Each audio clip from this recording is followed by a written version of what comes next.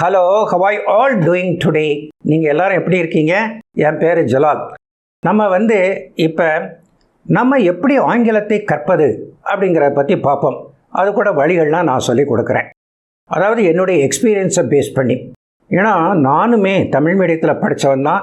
SSLC வரைக்கும், அதாவது ஸ்கூலை முடிக்கிற வரைக்கும் எனக்கு தமிழை தவிர வேறு ஒன்றுமே தெரியாது. அதுக்கு பிறகு காலேஜில் சேர்ந்து கொஞ்சம் கஷ்டப்பட்டு, அவமானப்பட்டு, வெக்கப்பட்டு, கொஞ்சம் கொஞ்சமாக படித்து கொஞ்சம் பேச ஆரம்பித்து, நல்ல வேலையில் சேர்ந்து, அது பிறகு ஃப்ளூவெண்ட்டாக பேச ஆரம்பித்ததுனால நல்ல குயிக்காக ப்ரொமோஷன்ஸ்லாம் கிடச்சி நல்ல விதமாக நான் வாழ்க்கையை நடத்தினேன். கிட்டத்தட்ட கொஞ்சம் வெற்றி அடைஞ்சேன் அப்படின்ட்டு தான் சொல்லலாம். அதுக்கெல்லாம் காரணம் இங்கிலீஷும் ஒரு முக்கியமான காரணமாக இருக்குது. அதனால் நான் என்னுடைய எக்ஸ்பீரியன்ஸை பேஸ் பண்ணி உங்களுக்கு அந்த வழிகள்லாம் சொல்லிக் கொடுக்குறேன். இப்போ நம்ம ஆரம்பத்தில் என்ன செய்யணும் அப்படின்னா, நம்ம படிக்கிறதுக்கு 3 இருக்குது டாபிக் இங்கிலீஷில். ஃபஸ்ட்டு கிராமர்னு இருக்குது. கிராமரை தெரிஞ்சால் தான் நம்ம பழக முடியுமா அப்படின்ட்டு இல்லை. ஸோ கிராமர் இல்லாமையே பேசி பழகிடலாம். நம்ம தமிழை கிராமரை வச்சா நம்ம பழகணும் இல்லை, அப்படிலாம் கிடையாது. ஸோ இருந்தாலுமே கிராமர் கொஞ்சம் தெரியணும். ஏன்னா நம்ம சூழ்நிலையில் நம்மளை சுற்றி இங்கிலீஷ் பேசுகிறதுக்கு யாருமே இல்லை, தமிழில் தான் பேசுகிறாங்க. அப்படி இருக்கும்போது கொஞ்சம் கிராமரும் கொஞ்சம் லேசாக ஹெல்ப் பண்ணும் அப்படின்னு சொல்லிக்கிறேன். ஆனால் கிராமருமே பெரிய ஓஷன் மாதிரி இருக்குது, கடல் மாதிரி இருக்குது. எங்கே போய் பழகிறது? அது ரொம்ப கஷ்டமாக இருக்குமே அப்படின்னு நினைக்கலாம்.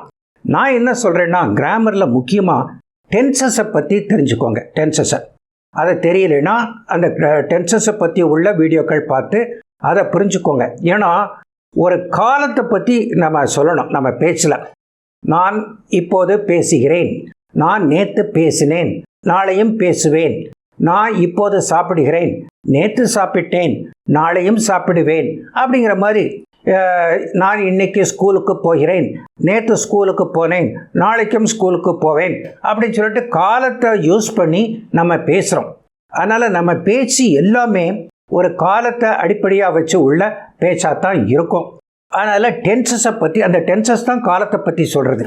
அதனால் டென்சஸை பற்றி தெரிஞ்சுக்கிறது நல்லது. இதுதான் கிராமரில். மற்றெல்லாம் கொஞ்சம் கொஞ்சம் தெரிஞ்சுக்கலாம், ஆனால் டென்சஸை பற்றி தெரிஞ்சுக்கோங்க. ஸோ இது பாயிண்ட் நம்பர் 1.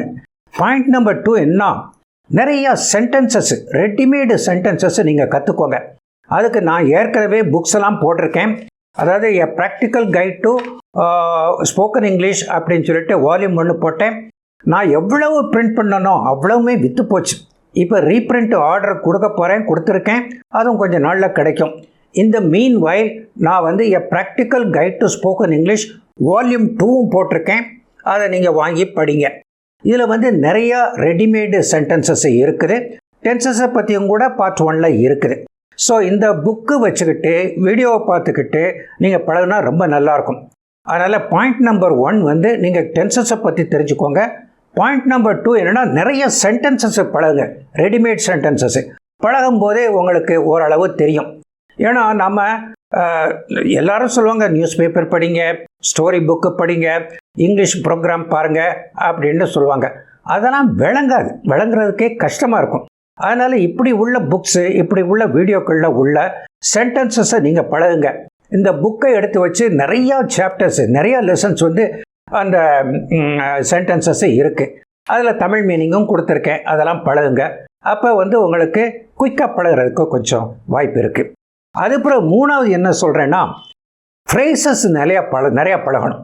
ஃப்ரேஸ் நமக்கு வொக்காபுலரி ரொம்ப அவசியம். அதாவது வேர்ட்ஸ் நிறையா தெரிஞ்சால் தான் அந்த சென்டென்ஸு நம்ம கற்க முடியும். ஆனால் வேர்ட்ஸு நிறையா தெரியணும். அந்த வேர்ட்ஸு மட்டும் தனியாக லிஸ்ட்டு போட்டு மனப்பாடம் பண்ணி வச்சு பழகுனா நல்லதா அப்படின்னு கேட்டால் அது நல்லதில்லை, கொஞ்ச நாளில் மறந்துடும். ஆனால் வேர்ட்ஸு பழகிறதுக்கு பதிலாக ஃப்ரேசஸாக பழகுங்க. ஃப்ரேசஸ்னால் காம்பினேஷன் ஆஃப் வேர்ட்ஸ், 2 வேர்டு சேர்ந்து இல்லாட்ட 3 வேர்ட்ஸு சேர்ந்து உள்ள ஃப்ரேசஸ்ஸு. அதுக்கும் நிறைய லெசன்ஸு இந்த ப்ராக்டிக்கல் கைடு நான் போட்டிருக்க புக்கில் இருக்குது. வீடியோக்களும் நிறையா இருக்குது. ஸோ அப்படி உள்ள ஃப்ரேசஸும் நிறையா பாருங்கள். ஆக 3 வழி இருக்குது. இதை நல்லா அவசியமாக இங்கிலீஷ் பழகிறவங்க எல்லாருமே தெரிஞ்சுக்கிறணும். 1, கிராமரில் ரொம்ப முக்கியமானது டென்சஸ்ஸு, அதை பற்றி கொஞ்சம் தெரிஞ்சுக்கோங்க. அதுக்கு பிறகு நிறைய சென்டென்சஸ் பழகுங்க. 100கணக்கான சென்டென்சஸ் பழகுங்க.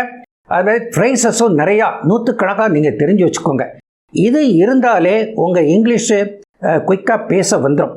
அதாவது வாயிலிருந்து சரளமாக இங்கிலீஷு வர ஆரம்பிச்சிடும் பழக பழக.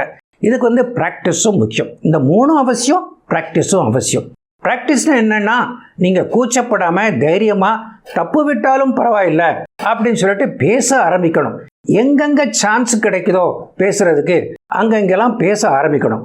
அப்படி இருந்தால் நீங்கள் குயிக்காக இங்கிலீஷை பழகிடலாம் அப்படின்ட்டு நான் சொல்லிக்கிறேன். நான் எவ்வளவு நாள் வீடியோக்கள் போட போகிறேன், புக்ஸு போட போகிறேன்னு தெரியல.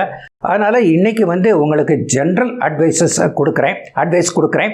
இதை நீங்கள் ஃபாலோ பண்ணி பழகினாலே இங்கிலீஷை வந்து குயிக்காக பழகிடலாம் அப்படின்னு நான் சொல்லிக்கிறேன்.